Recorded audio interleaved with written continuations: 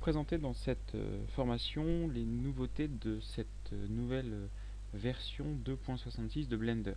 Alors quelques nouveautés ont été implantées dans cet outil, notamment une nouvelle façon de modéliser concernant notamment donc les biseaux. Alors premier point intéressant, c'est que dorénavant, lorsque nous passons en mode édition, nous pouvons tout à fait choisir des points comme ceci de vertex et demander à Blender de nous appliquer sur ces points sélectionnés un biseau. Alors par exemple, nous allons en bas dans Mesh, Vertice et Biseauté.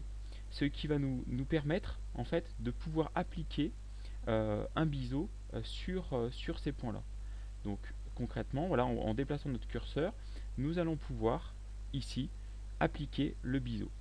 Ce qui est intéressant, c'est que comme nous l'avions vu dans une précédente version concernant les biseaux d'arête qui ont été implantés depuis la version 2.64 et 2.65, nous pouvons dorénavant, pareil, augmenter le nombre de segments sur le biseau ici de chaque vertex et également augmenter ou faire varier le décalage de ce biseau. Donc c'est vraiment une avancée assez intéressante pour notre modélisation puisque maintenant nous pouvons faire ceci et de manière très sélective sur notre mèche. Autre point intéressant, cela concerne notamment le glissement d'arête. Lorsque nous sommes en modélisation, nous allons ajouter ici donc un cube comme ceci. Nous avions jusqu'à présent, lorsque nous faisions CTRL E sur le mode édition, CTRL E, nous avions la possibilité en fait de faire glisser les arêtes ici. Ce mode de glissement d'arête nous permettait, alors on va se mettre en arête, hop, comme ceci, CTRL E, glisser les arêtes, et on pouvait, comme ceci, faire glisser les arêtes à notre convenance en déplaçant légèrement la souris. Inconvénient de cette méthode, c'est que nous étions obligés d'appliquer donc le menu CTRL E et d'aller chercher cette fonction. Dorénavant, ceci a été un petit peu amélioré et perfectionné lorsque nous ajoutons par exemple un mesh, un cube notamment, que nous passons au mode édition, que nous sélectionnons le mode arrête ici, en faisant G puis G, nous pouvons directement utiliser grâce à ce raccourci le slide edge, donc le glissement d'arête. Donc une amélioration assez intéressante qui va nous permettre de gagner un petit peu de temps dans la modélisation. Autre nouveauté, ça concerne l'interface utilisateur.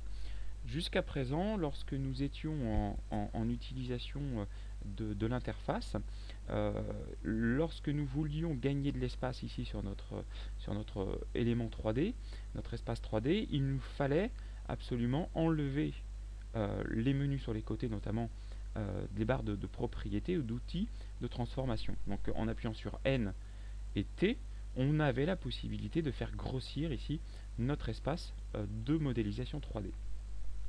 Dorénavant, ça c'est une chose qui a été implantée dans cette dernière version.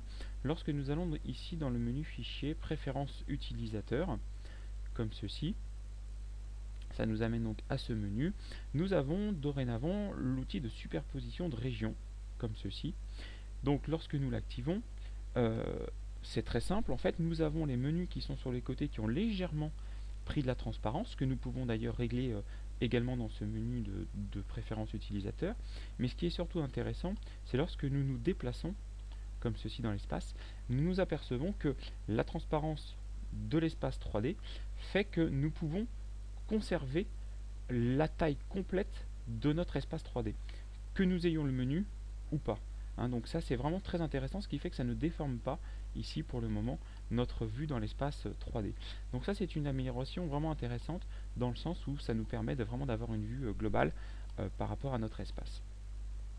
Autre nouveauté liée à l'interface utilisateur, c'est à l'époque lorsque nous avions dans les anciennes versions fait des modifications dans l'interface utilisateur et que nous faisions par exemple un enregistrement ici, c'est l'ensemble de la scène ici et tout le paramétrage de nos préférences qui était pris en compte. L'enregistrement des préférences utilisateurs fait aujourd'hui que c'est uniquement tout ce qui a été paramétré ici dans les préférences utilisateurs qui est pris en compte. Notamment si nous faisons enregistrer, par exemple comme ceci, que nous mettons ici par exemple le mode CUDA pour l'utilisation du GPU pour les rendus, notamment dans le mode de rendu Cycles, nous allons avoir la possibilité donc de l'enregistrer comme ceci. Nous fermons et lorsque nous faisons menu nouvel élément, il a bien pris en compte les éléments donc de transparence ici que nous avons modifiés préalablement, mais par contre nous gardons bien notre cube par défaut, notre scène par défaut basique, ce qui nous évite d'avoir les 3 cubes, 4 cubes ou les modélisations préalables prises en compte. Mais par contre, si nous souhaitons toujours avoir ce mode donc de modélisation et d'enregistrement de toutes les préférences, le raccourci clavier CTRL U continue de fonctionner, ce qui fait que nous aurons en arrière-plan, dans un nouveau document, toute la modélisation préalablement enregistrée grâce à ce raccourci clavier CTRL U. Donc ils ont vraiment différencié en fait l'espace de préférence et l'espace de modélisation. Voilà pour ces quelques premières nouveautés. Autre nouveauté simple, ils ont intégré dans le mode ici d'affichage, ici dans le display, ils ont intégré ce qu'on appelle un module de matcap. Alors le matcap c'est quoi? Ce sont des applications d'images et en fait de textures préparamétrées qui vont s'appliquer à la sélection d'un objet ou d'un mesh. Donc en l'occurrence, ici nous avons un aperçu de l'image et de la texture prise en compte. On peut cliquer dessus pour sélectionner quelques préparamétrages. Alors par exemple, nous allons prendre celle-ci. Nous allons éventuellement même intégrer quelques mèches supplémentaires. Par exemple celle-ci. Nous allons lui ajouter un modificateur de subdivision et nous allons un petit peu affiner ça comme ceci, de sorte à avoir un rendu un petit peu différent. Donc là, nous avons sur notre espace 3D l'objet en cours de modélisation, mais nous avons également l'impact à la fois d'une image ou d'une texture dessus, que nous avons choisi ici dans le matcap, ainsi que les effets de lumière dessus. Ce qui nous permet, lorsque nous changeons ici d'objet, de mesh, d'avoir le rendu directement sur le mesh sélectionné. Et donc lorsque nous faisons donc une copie en instance d'un objet, c'est la dernière instance et c'est la sélection en cours qui est sélectionnée avec le matcap. Donc là en l'occurrence, si nous faisons des copies d'instances de ces objets, ce sera évidemment le dernier qui sera appliqué pour le matcap.